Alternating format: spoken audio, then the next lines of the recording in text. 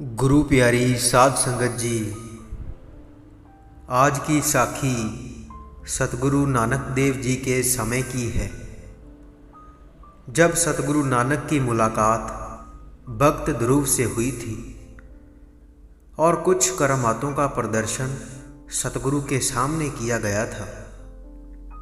और उसके बाद सतगुरु को निराकार स्वरूप जानकर भक्त ध्रुव जी ने सतगुरु नानक से सवाल किए थे कि परमात्मा का आकार कैसा है और वह कैसा दिखता है। क्या वह कोई रोशनी है? क्या उसे इन आँखों से देखा जा सकता है? तो जब ऐसे प्रश्न भक्त ध्रुव जी ने सतगुरु नानक से पूछे थे तो सतगुरु ने क्या कहा था, आइए बड़े ही प्यार से आज का ये प्रसंग श्रवण करते हैं। साध संगत जी, आज के समय में कोई भी धार्मिक बातों पर चर्चा करना मुनासिब नहीं समझता, क्योंकि इसके लिए किसी के पास भी समय नहीं है। सभी अपने अपने कामों में इतने व्यस्त हैं कि उनके पास इस पर विचार करने के लिए बिल्कुल भी समय नहीं है। और जब भी कोई धार्मिक बात आती है तो कुछ लोग वहाँ से उठकर चले जाते हैं, क्योंकि उन्हें धर्म से संबंधित बातें सुनना, धार्मिक बातें सुनना पसंद नहीं होता। आजकल सभी ईश्वर के रचाए हुए इस खेल में इतने व्यस्त हो गए हैं कि अपनी मूल सच्चाई को ही भूल गए हैं। लेकिन साध संगत जी, आज से कुछ वर्ष पहले जो लोग थे वह धर्म चर्चा करना पसंद करते थे, क्योंकि वह हमसे अधिक जागरूक थे।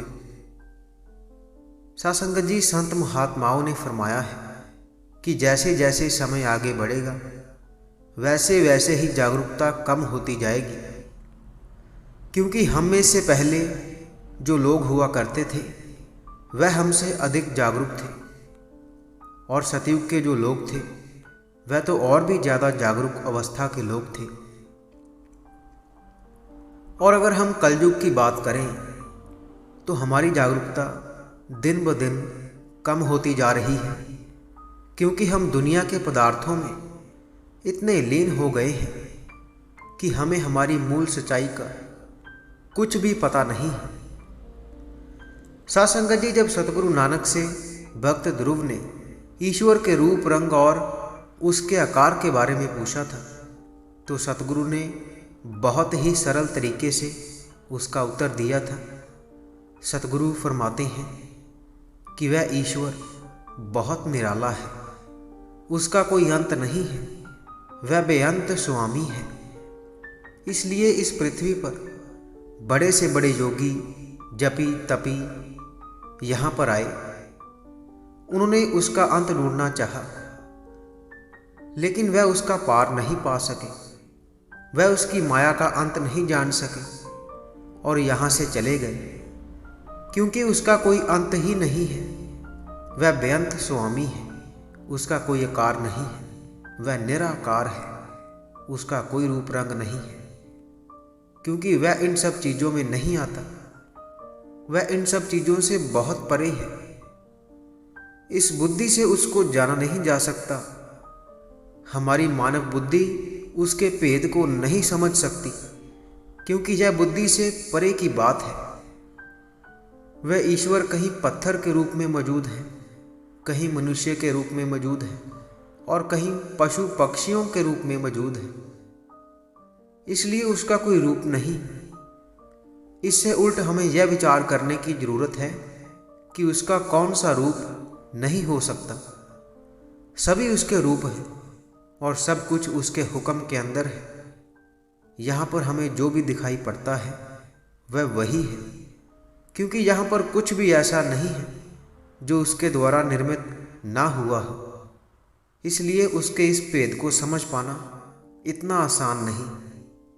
तो साध संगत जी, सतगुरु नानक ने इस तरह इस प्रश्न का जवाब देते हुए बहुत सरल तरीके से हम लोगों को ये उपदेश दिया था कि वह ईश्वर का कोई आकार नहीं है, वह निराकार स्वरूप है और ना ही उसका कोई अंत है, क्योंकि वह मालिक बेअंत स्वामी है और उसे इन आँखों से नहीं देखा जा सकता, क्योंकि वह भौतिक पदार्थों से परे है।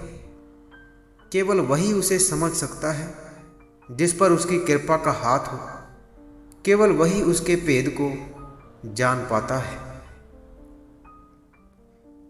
साथ संगत जी, इसी के साथ हम आपसे इजाज़त लेते हैं।